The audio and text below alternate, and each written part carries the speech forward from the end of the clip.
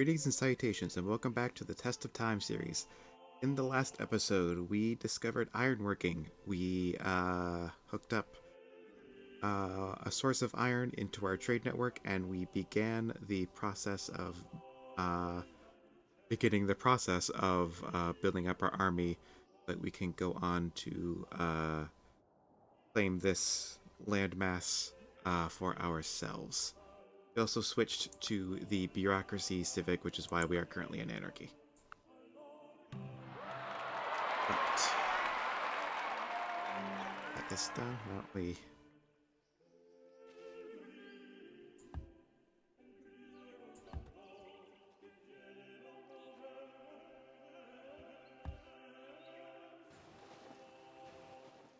To explore the galley.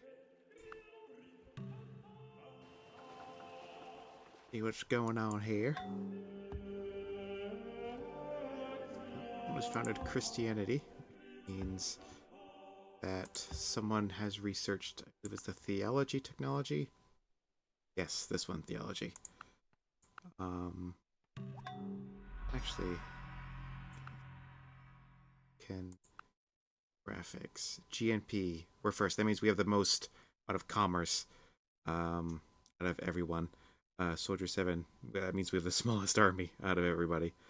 Land area, we're second. Population, we're second. Approval rate, that's happiness, I believe. We're low, but that's a big deal. As long as our cities are not actively revolting, then, you know, we're fine as far as happiness goes. Now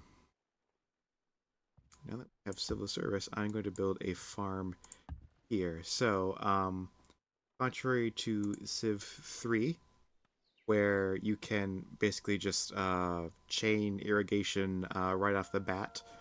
In Civilization 4, you need the technology civil service to be able to do that. So you can see here it says farm spread irrigation. So in order for in order to build a farm on a tile that is not next to fresh water, that tile either needs to have a resource on it, like this rice here, or it needs to be once you research civil service, you can then build a farm on a tile next to a farm that is next to a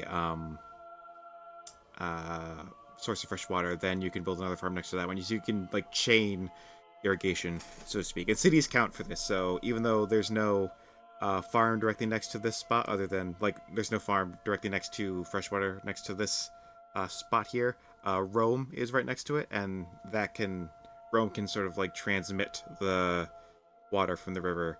And the reason you want to connect irrigation to these kinds of farms is you can see here over the bottom left-hand corner, it says not irrigated. If this farm were irrigated, meaning it had access to that fresh water, it would give an extra food.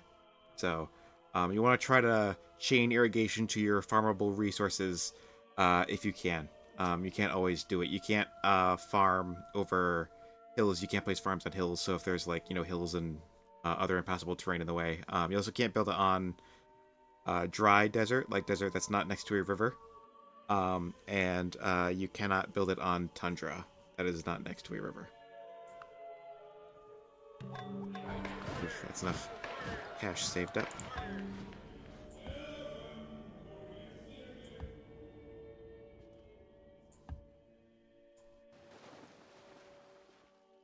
Now I'm just building up some defenses in of our border cities, because when we pick a fight with Gandhi, he's liable to like strike out against those in retaliation. So we want them to be ready for that eventuality.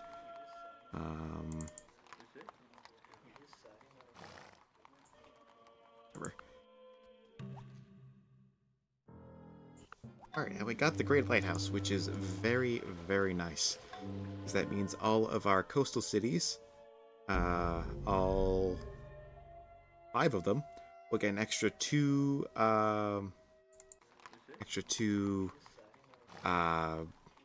trade routes each. Excuse me, it's a little late when I'm recording this. A little out of it, but regardless. I think for Mediolanum here, we probably want to chain up some farms so it on these grassland tiles, so it has at least a little bit of food. Um, a bit more than just some bare grassland tiles.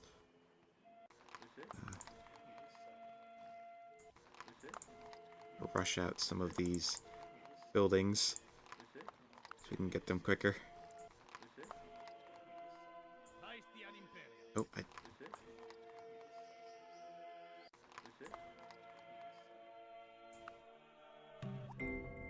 And on the pedestal these words appear. My name is Ozymandias, King of Kings. There, now you can see this farm is giving 5 food when last turn it was only giving 4. And now this guy, let's send him over here, have him build some farms over there as well.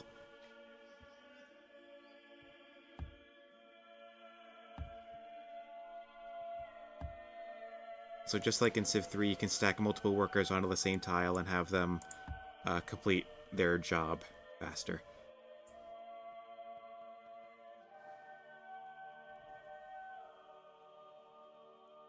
Good to build the Colossus. That tends to go fairly early. It is an option. That would give 1 extra commerce on every coastal tile.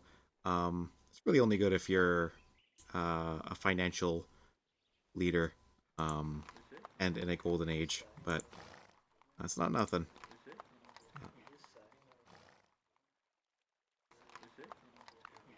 Does Antium have a barracks? It does, but what it needs is a forge. That will up its production. In case you were curious, forges also increase the production you get out of usage of the slavery civic. So that's another reason you want to build those a lot, because they will not just increase the production of... Come on, barracks. Silly me. Won't just increase the production when you're, like, hard building something, quote-unquote. Have them all congregate on that tile.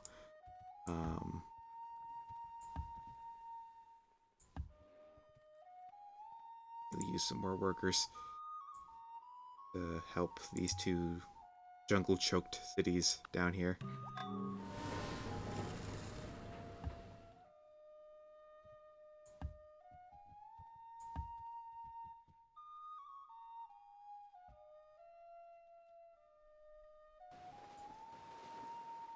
So we're alone with Gandhi here.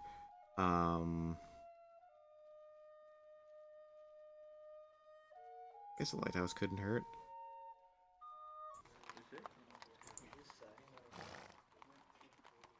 Where are you? Build the forge faster, please.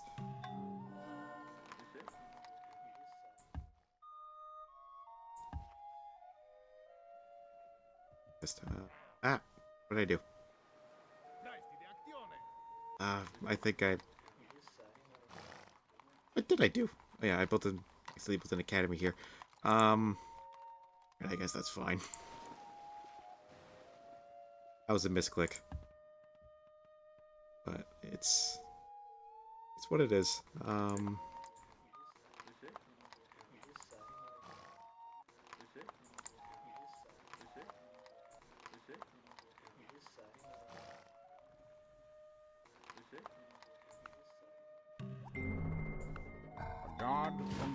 Downside of the start is we don't have a lot of hammers to work with, really. Like, outside of whipping, we don't have a lot of hammers to work with.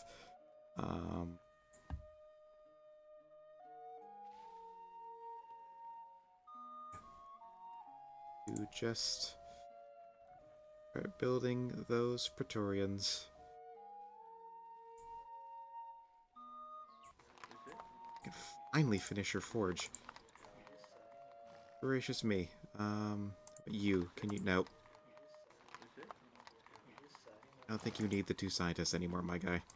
You can put on tiles like a normal city.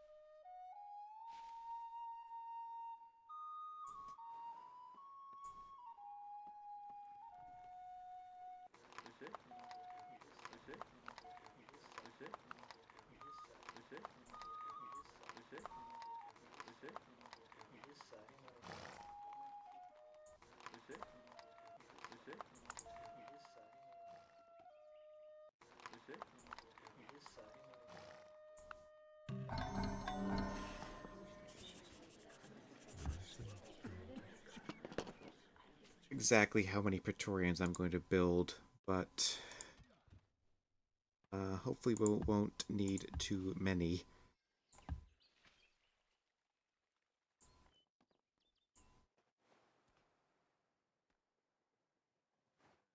Need more workers. A lot of jungle, it takes a while to chop down. Can't really do anything until it is chopped down.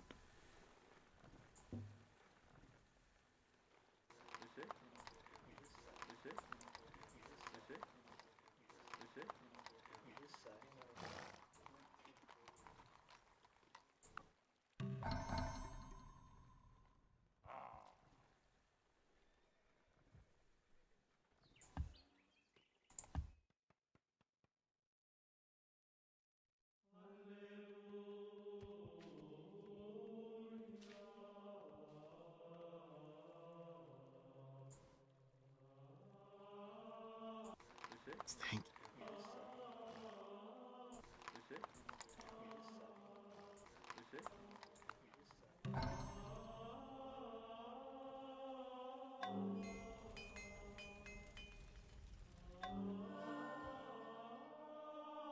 Guards has been built.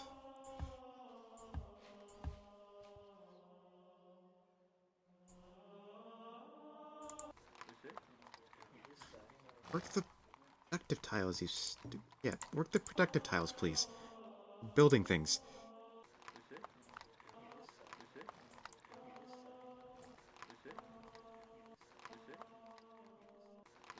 It's also worth noting that you can use slavery whips to finish wonders faster, but you need like twice as much production, basically. Like each, the purposes of building the wonder, each like pop only counts as half. Um, Probably just so like you can't spam wonders to your heart's content. You have to put a little more effort into them.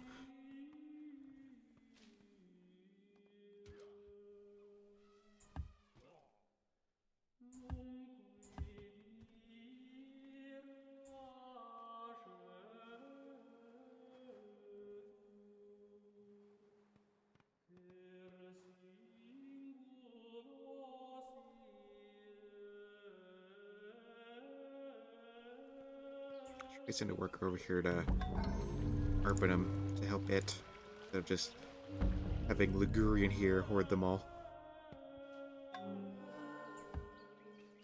Zeus has been built. Let's hope Gandhi didn't build that, because that means whoever owns the statue of Zeus basically inflicts double war weariness on their opponents. Um, War weariness being unhappiness that you get from fighting wars, basically. Um, you get it mostly from units dying and your cities being captured. Um, The wisest men and it can be pretty follow their own debilitating direction. um, to let it stack too high. But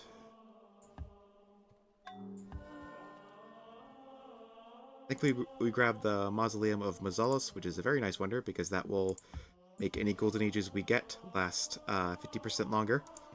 Golden Ages, much like in Civ 3, give you bonus commerce and production on every tile that has some already on it. I believe it's every tile that already has at least one of either of like at least one commerce and production gets one more. Um, it's not like the financial trait where you need two, like two on the tile already to get the bonus. Um, this will probably be the last round, so to speak, of Praetorians I will make because we need to let our cities recover a bit. We're whipping them into the ground, basically. Um,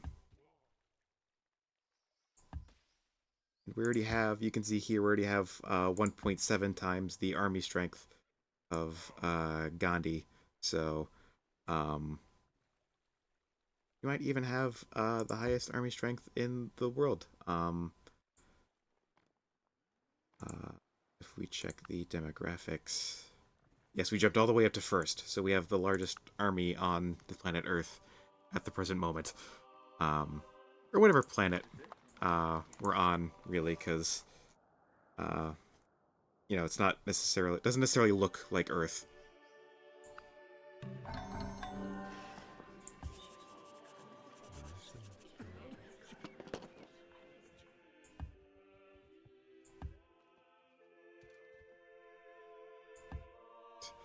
It should hopefully be enough, especially considering we have a much larger army than he does. Excuse me, not a much larger RG. Not even a word. Courthouse, yes. So, yeah.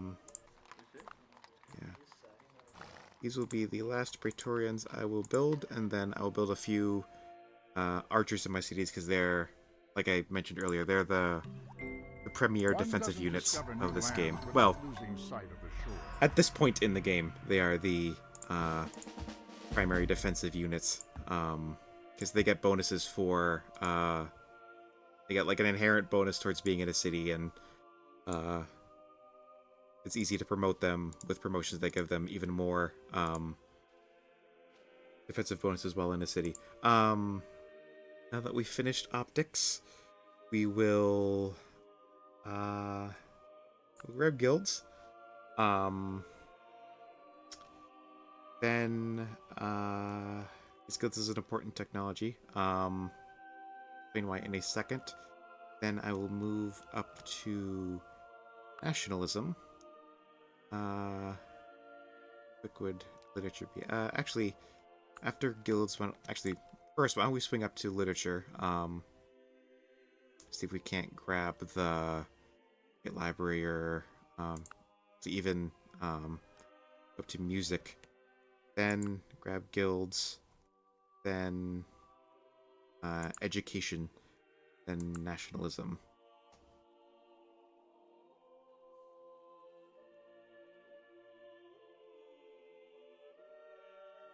Then research chemistry and scientific method, and then swing around to liberalism. You'll see why I'm doing all that once we research liberalism. Liberalism functions like philosophy in Civilization 3. If you are the first person to research that technology, you get a free technology, basically. Kind of weird that researching a technology gives you a free one, but yeah, I don't make the rules, I just follow them. So Not at yes, all similar are the race of the immortal gods and the race of like I men said, who walk upon the earth. not philosophy, liberalism. If you are the first person to research, first player to research liberalism, then you will get a free technology of your choosing, and that technology has to be something that you can like currently research. You can't get like lasers for free. It has to be something that you could choose as your next tech to research. Um, the reason I picked all those technologies to research before I picked um, liberalism was because I want to choose it's just called, yeah, communism as my free technology when I get to liberalism. And in order to research communism, I need a scientific method, and and liberalism itself. So in order for me to get communism for free from researching liberalism, I have to research scientific method first. So that's why I did that kind of odd path. The reason I want communism is because of the civic state property.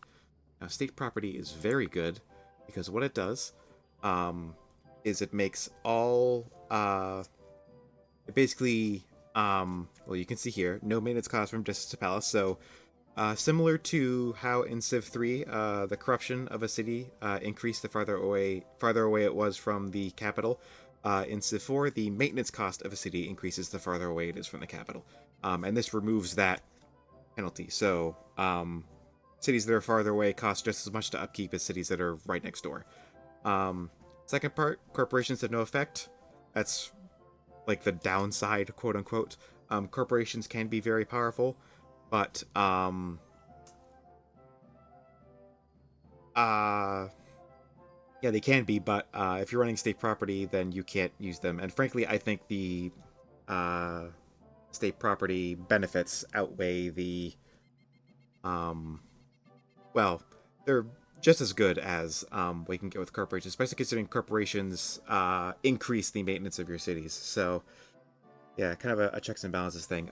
You get plus 10% production in all cities, and you get +1 food from workshops and water mills. Now, workshops and water mills are very good tile improvements later on in the game. They start off fairly mediocre. Workshops are unlocked at metal casting, and water mills are unlocked at machinery. Water mills obviously can only be built on water. They can be built on rivers. You can't build them next to lakes or on the coast, but you build them on the rivers, and you can only build like one on each. Like it's a little hard to explain. Like you can't build two water mills on the like opposite sides of the same like stretch of river. And there's a few like odd rules for like what the game considers to be like, the same spot. So like these two tiles, you might have to choose between one of these two tiles, or maybe you can't. It's weird. So for Rome, we actually probably do want a forum because a market is a good place, is a good building to, is a decent building to build in your capital if you're running the bureaucracy civic, because the bureaucracy gives you 50% extra commerce, and the forum turns more of your commerce into gold that you use to spend on things. I'm gonna keep building archers because I don't want Gandhi to take any of our cities in a counterattack.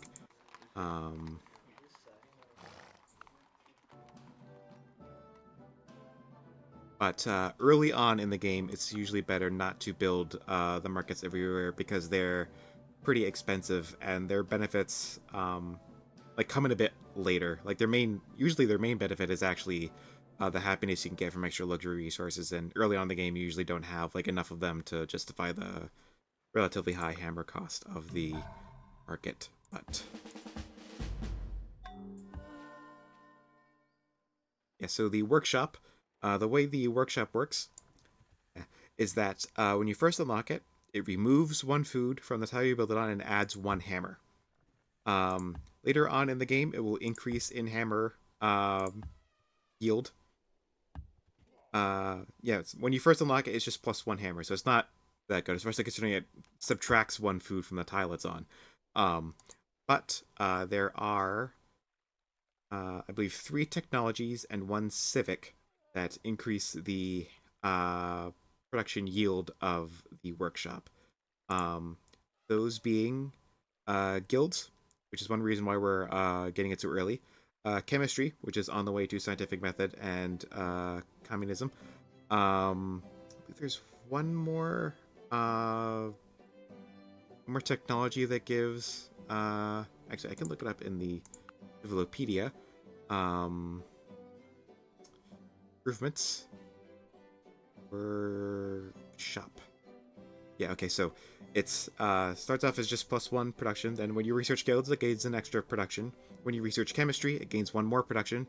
And if you have the civic caste system, it gains 1 final production. So the total yields can be up to +4 production. And if you have state property, then that counteracts the food penalty. And you cannot build them on hills, so you can only build them on flat tiles. So that's one big reason why state property is so good, is because it counteracts the food penalty from building workshops, so they're less penalizing for your cities for your citizens to work on them. Would you please? Shame we can't get Mediolanum to work that tile, but yeah, the two main draws of, well, actually the 3 main draws of state property are the reduced maintenance costs, the better workshops, and the +10% production in all your cities.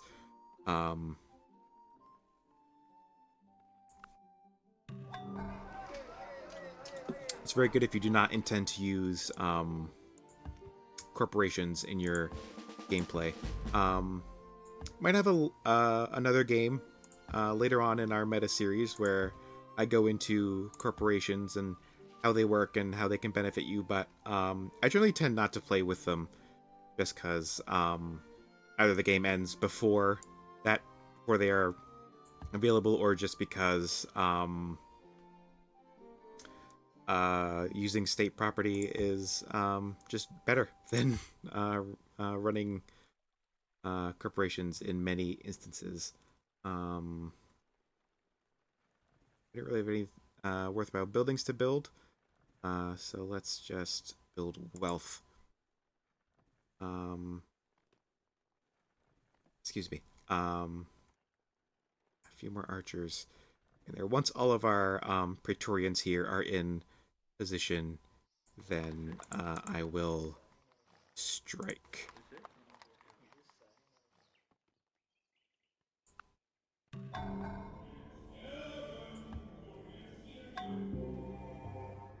Oh, Taoism has been founded. That's a little concerning. That means someone beat us to philosophy.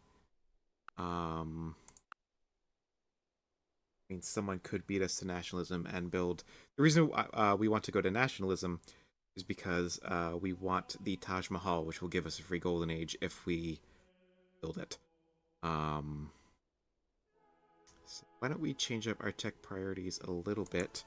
Why don't we head for um, yeah, why don't we head for nationalism right after guilds instead of after education? Then go for our communism beeline.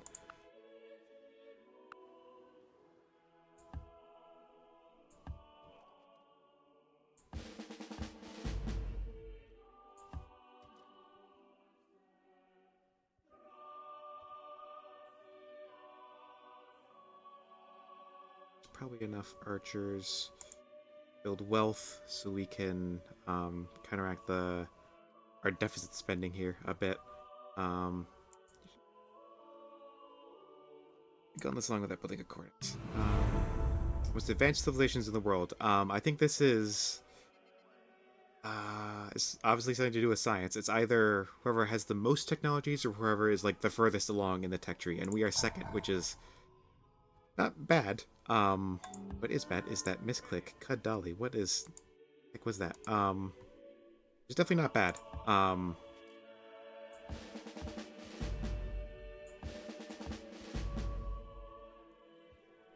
So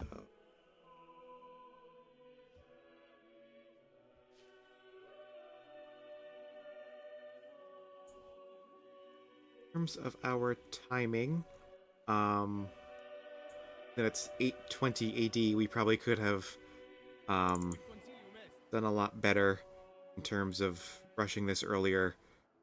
But we have the biggest army in the world, and I believe Gandhi has the smallest. So, and he's also the furthest behind in tech. He was also the least advanced on that screen we saw. Um, so I believe we will just. Oh, that's the wrong button combo. Um, it's alt click. Yes. All right. We will pounce. How many Praetorians do I even have here? 23. That's probably more than enough. Art for art's sake is an empty phrase. Art for the sake of truth. Art for the sake of the good and the beautiful. That is the faith that I am searching for. So we got pretty lucky having Gandhi as our neighbor because he tends not to build up a big army. He tends to be a bit of a cream puff.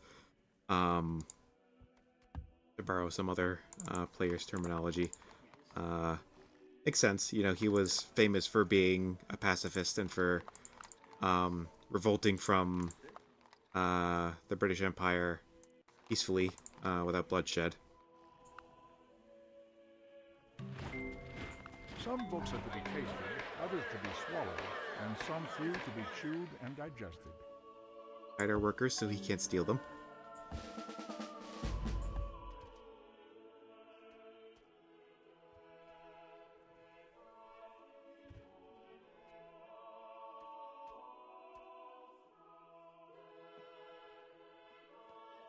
The Great Library. I mean, it's my favorite wonder in the game. I might as well, right? Um,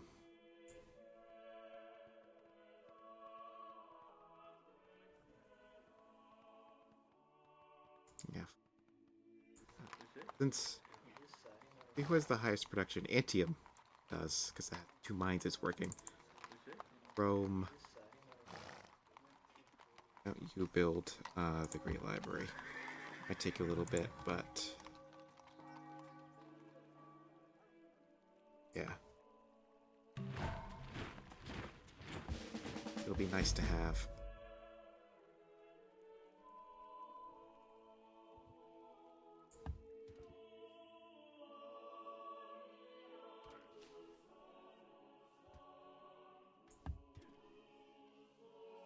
Right. God. I'm gonna have to edit that. That was very loud. I'm so sorry. Alright, so I am going to show you why Praetorians are so overpowered. So normally in Civ 4, this is 4. I'm so sorry. Normally in Civ 4, the way to take a city is to bring a whole bunch of siege units, catapults, trebuchets, cannons, artillery, then bombard down the city defenses, then attack the city with them. That will like soften up the defenders. Then you can use your like city taking units to actually take the city. Sort of like how I believe I touched on it briefly in Civ 3, how you can use siege units to bombard enemy cities and soften up the defenders. Although in Civ 3, that's usually not necessary. In Civ 5, however, 4. This is I don't know why I keep calling it 5. We have 23 legionaries here. Praetorians, excuse me. If I just tell them all to attack. We lost don't know how many, but 4. We only lost 4. That might seem like a lot, but consider the fact that that city had walls in place. It had 4 units defending it. And one of those units was like the counter style unit to Praetorians, like that had a bonus against Praetorians, basically. And we still just took the city. No catapults needed. Didn't soften up defenders at all. Only lost 4 units. If these were normal swordsmen, we probably would have lost like 10 of them trying to take. We might have even lost all of them trying to take that city without siege support. Gandhi is not being very threatening here. He's got chariots,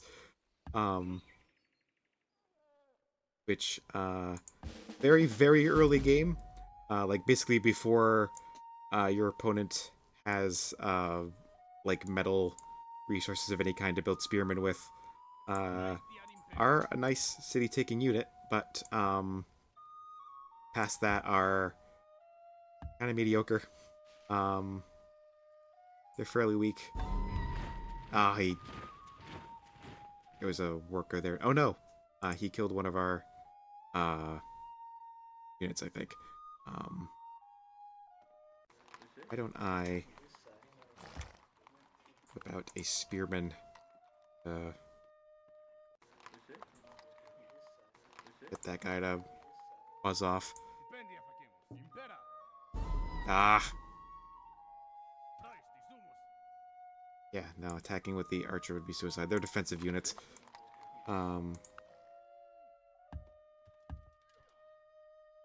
Upset. Oh.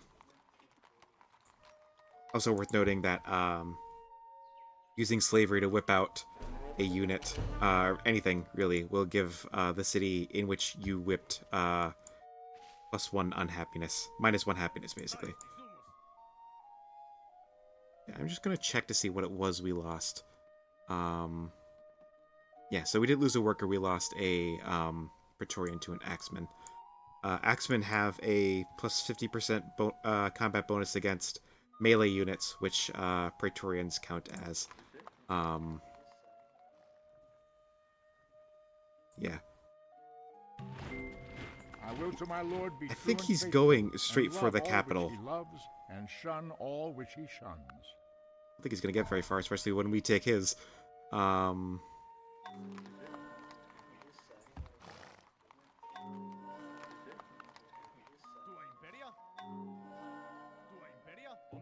The Spearman has a plus 50% bonus against mounted units, which the Chariot is. So, yeah, we can, even if he, this one kills him, she shouldn't, because he still has 92% odds to win. I get one of these archers to kill him? Yes, alright. That is Gandhi's entire incursion force dealt with. Well done, Mr. Gandhi.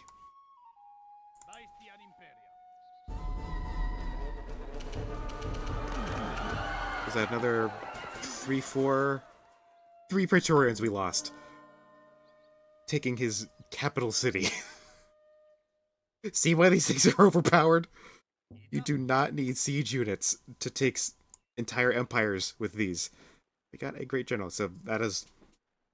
See what I was talking about earlier with the great people? Great generals are earned through combat, so every time your units win battle, they earn experience, and every time your units earn experience, that goes towards this like normally invisible like total, and when you get enough, then you earn your great general. Great generals, much like other great people, can be used in one of two ways. The great general, both of which increase experience of units.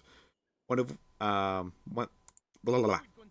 Two things are you can settle the great general in the city, in which case any units built in that city will gain 2 extra experience points upon being created, or you can attach the great general to a unit and give that unit 20 free experience, but it only works for 1 unit.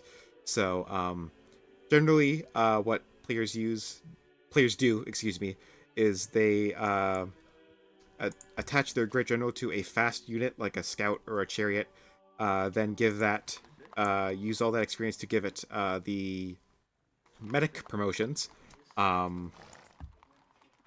which understandably allow any units on the same tile as that unit to heal more per turn. So it's good for like healing up your wounded units after taking a city.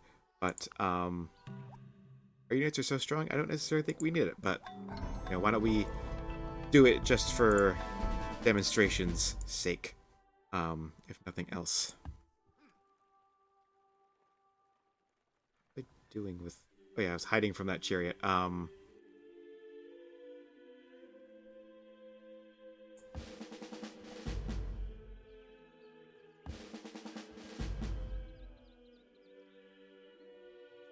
Oh, you are at full strength. It doesn't really look like it. You can heal. You can not heal because you're already at full health. Also, when you promote, give a unit a promotion, it heals a certain amount of its HP back. I don't know how much. I think it's like 20%. 20-30%. It's a small-ish amount.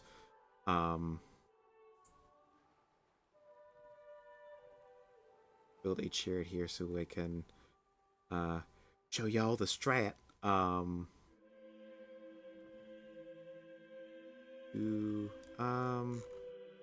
Yeah, just continue making wealth, continue enabling our deficit spending.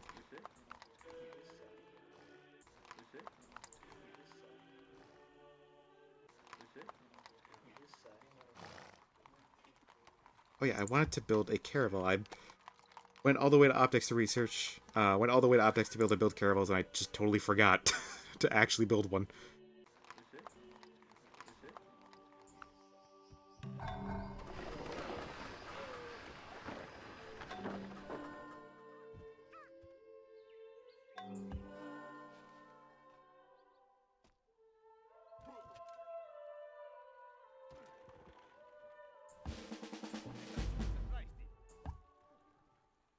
Medic 1, Medic 2, Medic 3.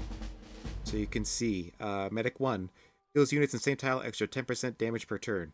Medic 2 heals units in adjacent tiles, extra 10% damage per turn. Medic 3 heals units in same tile, extra 25% damage per turn. Heals units in adjacent tiles, extra 50% damage per turn. So with these 3 promotions, any unit on the same tile or next to, like any tile, any of the 8 tiles next to this unit, we heal 25% health per turn while it's healing. It has to like be given the command to heal. It won't just like heal walking around on its own. Um, so we can send send that guy off to our newly conquered cities to have them heal out the units we left behind to protect them.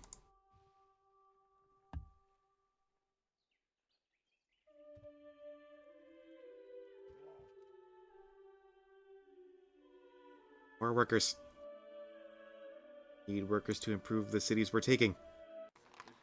You build a worker as well.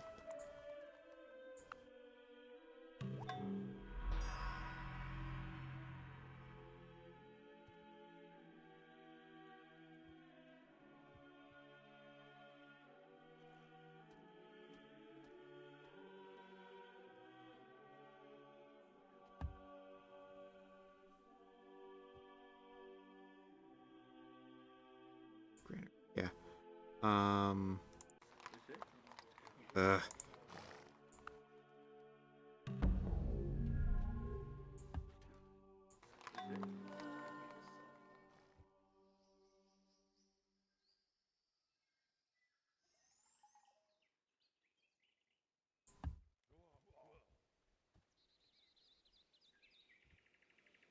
Wondering why I'm moving my stack across the river before attacking. It's because if you attack across the river, you get a big penalty. Well, we lost 2 Praetorians that taking that city. He earned a great general.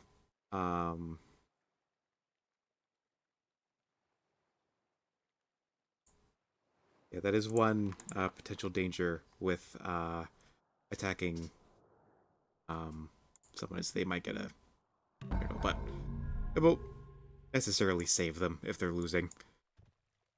I don't think it will anyway.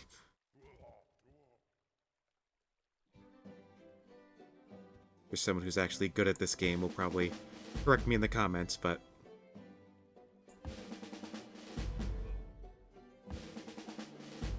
speaking of which, if you want to watch someone who's actually like really good at this game and knows what he's doing, might I recommend my friend Henrik.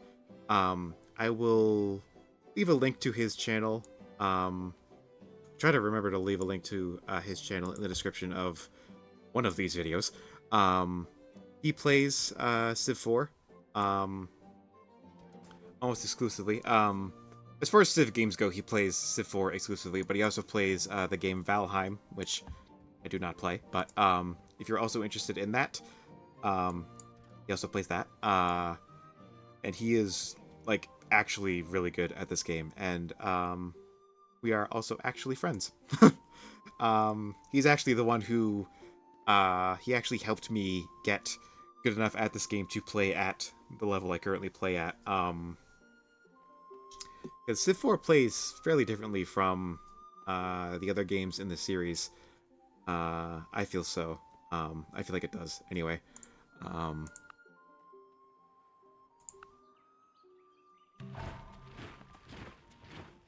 Oh no, an archer. Whatever will I do? Yeah.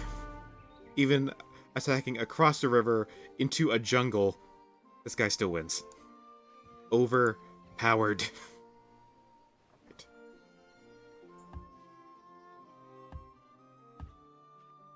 So the reason I wanted a caravel is because caravels can move into deep ocean tiles. Like these. It is the first unit in the game that can. And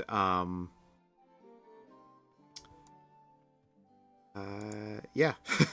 In order to like meet players on other continents, then I'm going to need to be able to cross the deep ocean.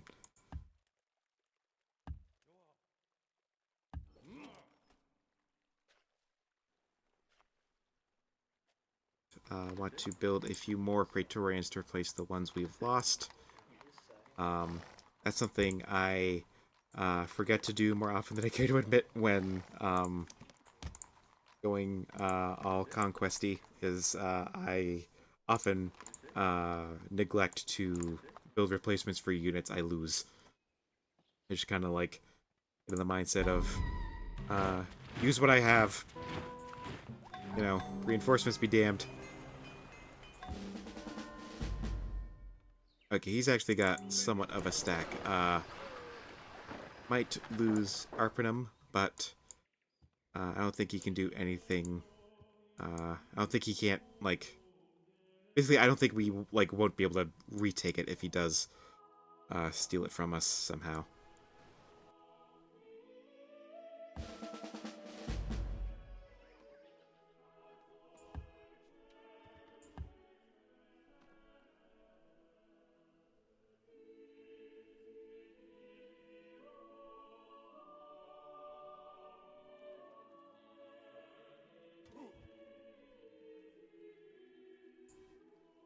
Handful more Praetorians. Again, just to replace losses. You just build wealth because you're mostly there to soak up space. It's got 3 more cities. Pataliputra here, Varanasi, and one down here. So we know he doesn't have, like, one over here hiding somewhere. Images, and he does nothing. Excellent. Oh, a barbarian has spawned.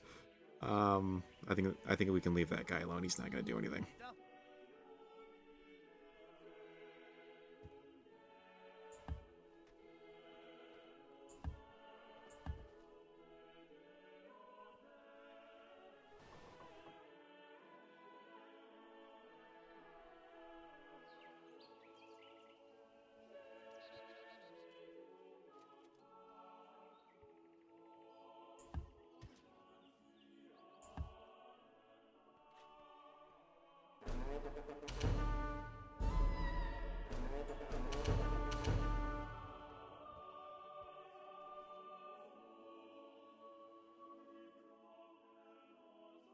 I think we got this. I don't think we need to worry about enforcements anymore. Alright. Looks like he attacked our city. Looks like he actually managed to kill both of the archers that were in there. Which is not good. But, oh, and he pillaged something. Oh, no, that was the barbarian. Alright. Deal with him later. Send that guy back to get him.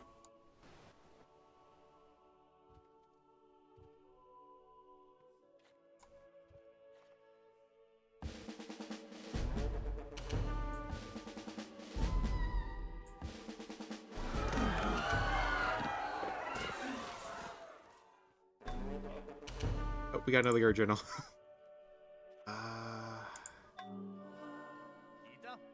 Yeah, we might lose Arpinum, but we can take it back pretty easily. Yeah.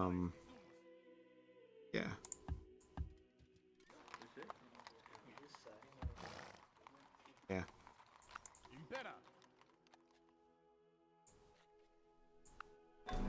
Nope. People of the same trade seldom meet together. He instead just decided to but the conversation do nothing. ends in a conspiracy against the public. Actually, no, I think he attacked my Praetorian and lost.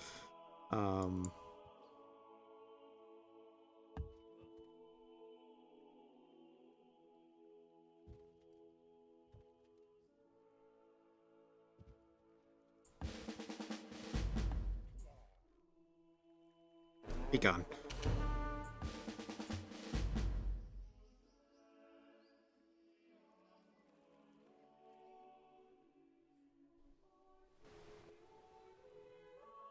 Yeah, one downside of using Praetorians is that they only move 1 tile per turn, and so are very slow.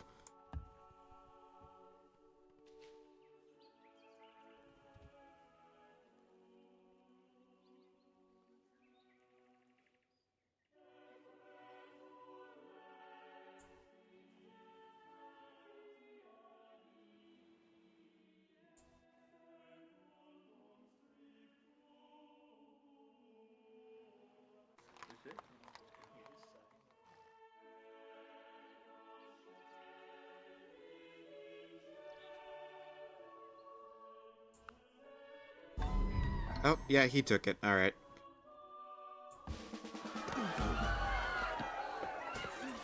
But like I said, nothing we can't undo.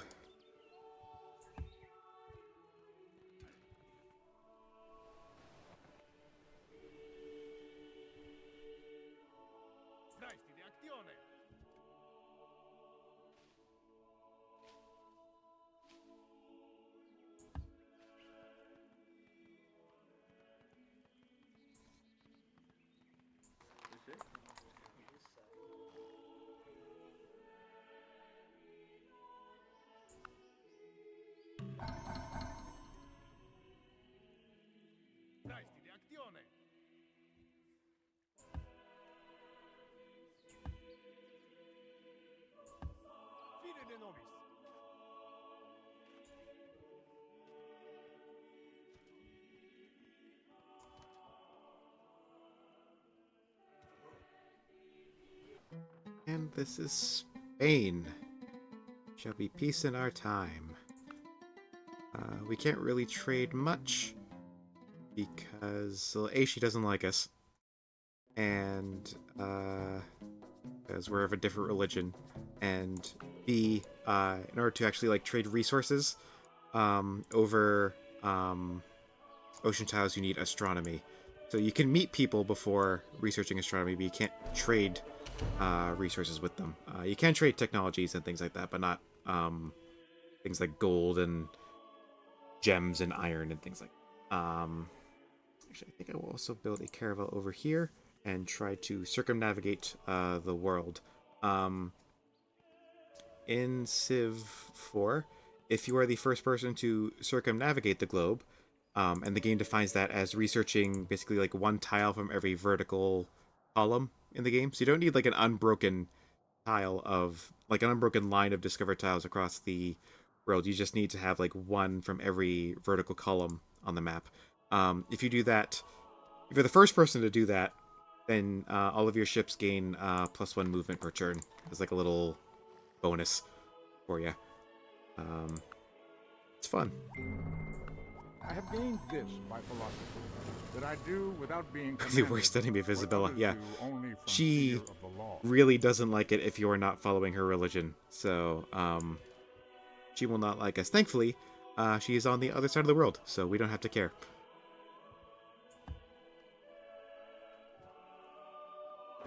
Yeah, like I told you, we got Arpanum back. Easy peasy mac and cheesy.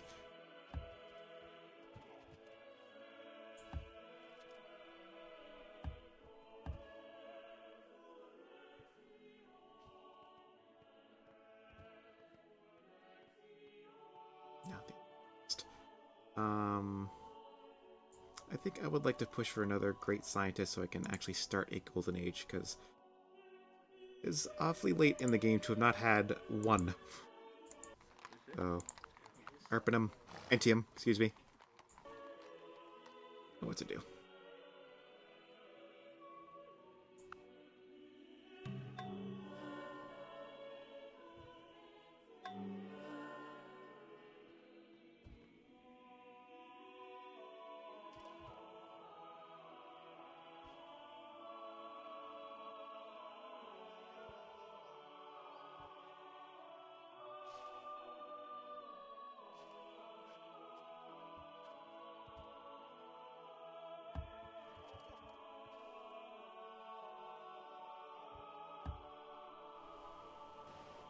Also worth noting, caravels can enter other players' territory without you being at war or you having an open borders treaty. That's another benefit to caravels. Quite the stack in there. So we will wait to strike until we have a more significant force outside the walls.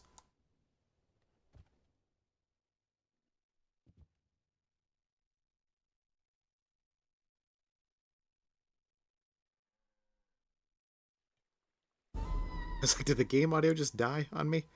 But no, it was just wasn't playing that one particular sound.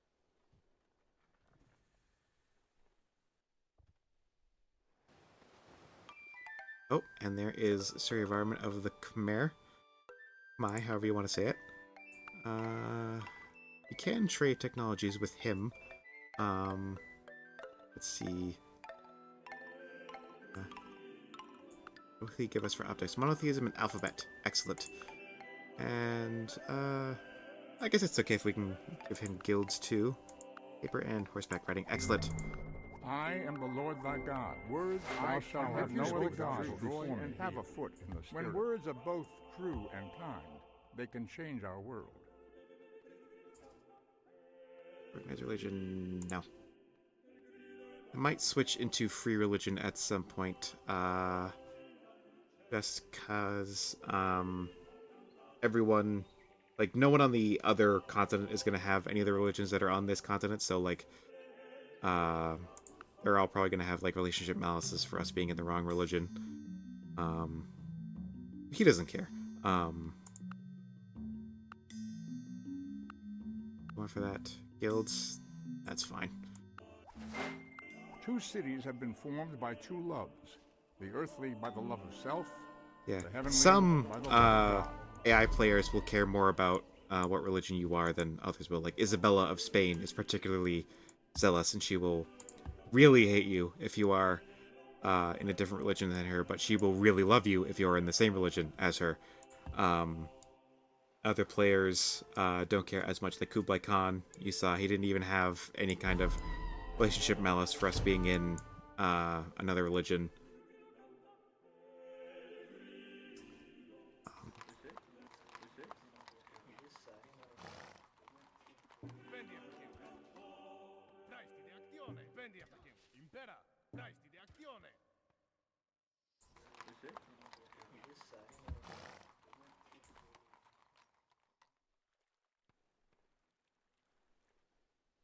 Ooh, so like his turn.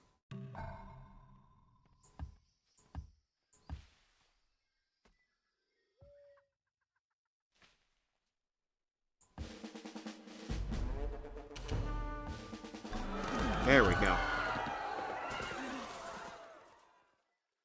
Put that city back that he basically stole from us by settling it before we could.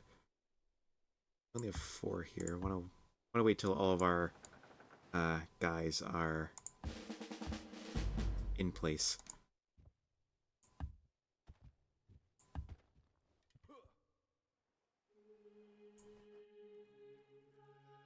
I knew it.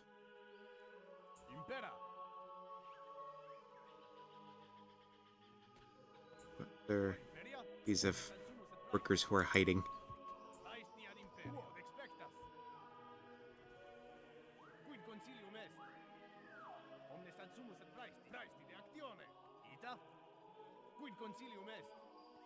Another little detail that I haven't touched upon is that Civ 4 was the first game to feature voice acting. As you can hear when I select a unit, I get a little voice line. All the units in this game speak the language of their civ, so to speak. So all of our units are speaking Latin when we click on them. It's not like 100% accurate for everybody. Some civs, like the language that their units speak isn't like what would have been spoken, during the time that is represented by their civ. Like Carthage, for example, all their units speak modern day Berber instead of like whatever language was spoken in Carthage back then. I don't know what it is, but I'm pretty sure it's not modern Berber. Would have been Phoenician or Carthaginian or something like that. And there are a few other things, but that's just like a fun little detail. Like obviously the American units speak English. Excuse me, the English units, like from England, also speak English. But another fun little detail: American units speak English with an American accent, and English units speak it with an English accent. Like I said, not a gameplay feature that you have to keep in mind or anything. It's just a fun little detail. Oh, that's Charlemagne. It's a little touch to make the game feel a little more immersive and alive, and something I always appreciate because I'm a bit of a language nerd and a history nerd, but I think that one was probably obvious, given the fact that this is my favorite video game franchise.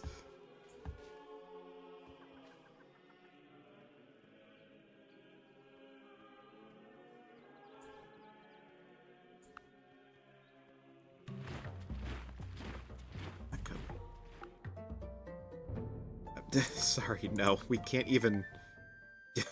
Yeah, you'll get that sometimes where AIs will ask you to join their wars with them. Um, it's usually best to say no, because that means you'll be in a war with someone you might not necessarily want to be in a war with. Um, so they will get a little mad if you decline anything they ask you to do, but they can stay mad because they're on the other side of the world from us.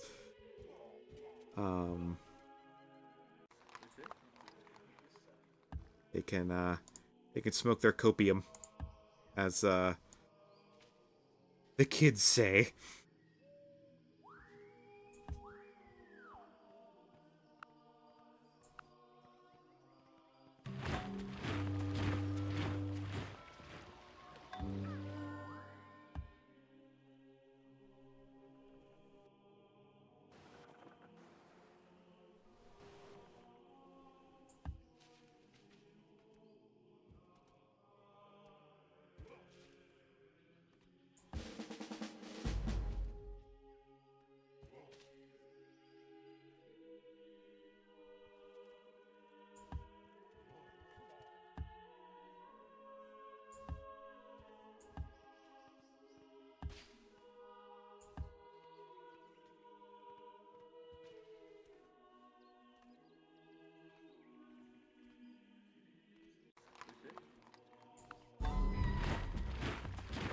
Yeah, sure.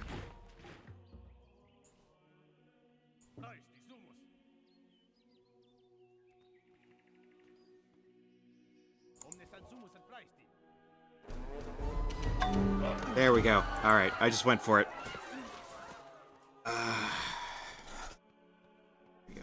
Gandhi is off the map. Sorry, buddy. But, I wanted your stuff. I wanted all of it. I'm Rome. I can't just... can't just ask nicely. And now that India is out of the game, all of their military units are just deleted. There is actually a setting in the game. I believe it's called Complete Kills. Like a setting you can do when you're setting up the game. Where, like it's called like Complete Kills Required, where in order to remove a player from the game, you have to kill every single unit they have. But I don't think anybody plays with that because nobody hates themselves that much. If you want to try a game like that where you have to wipe out everybody, with that setting on, then be my guest. But I ain't doing it.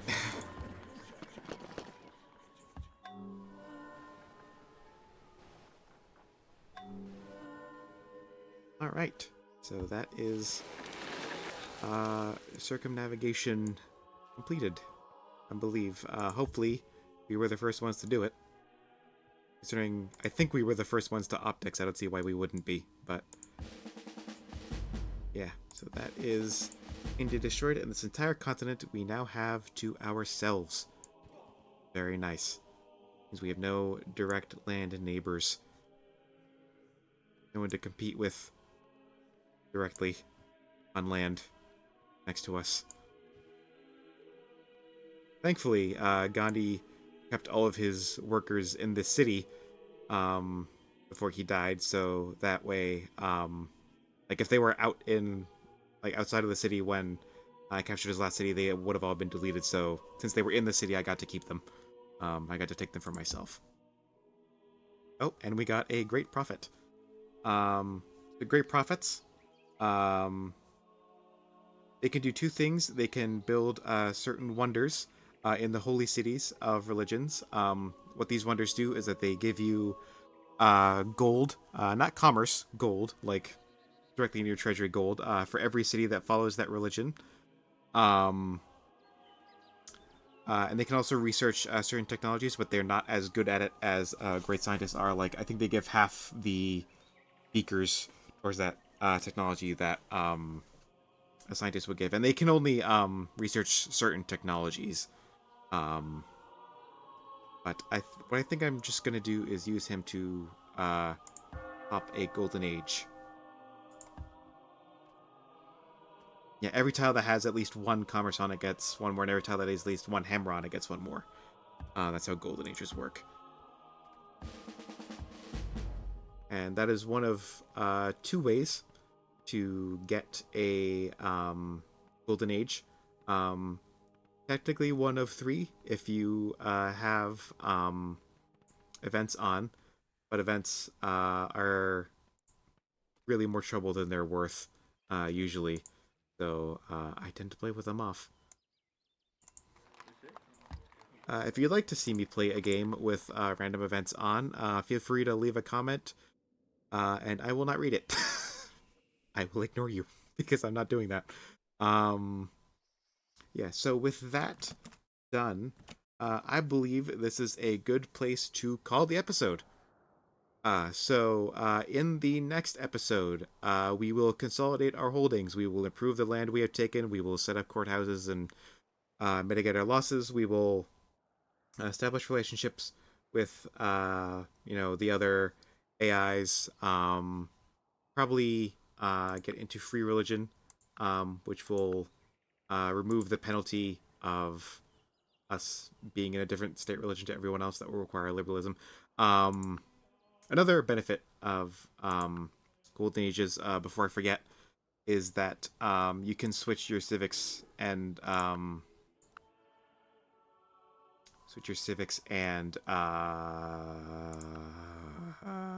religions without going into anarchy. But in the next episode, like I said, we will consolidate our holdings. We will start building up, and I think since we have a nice big territory all to ourselves, I think we will pivot into going into a science victory.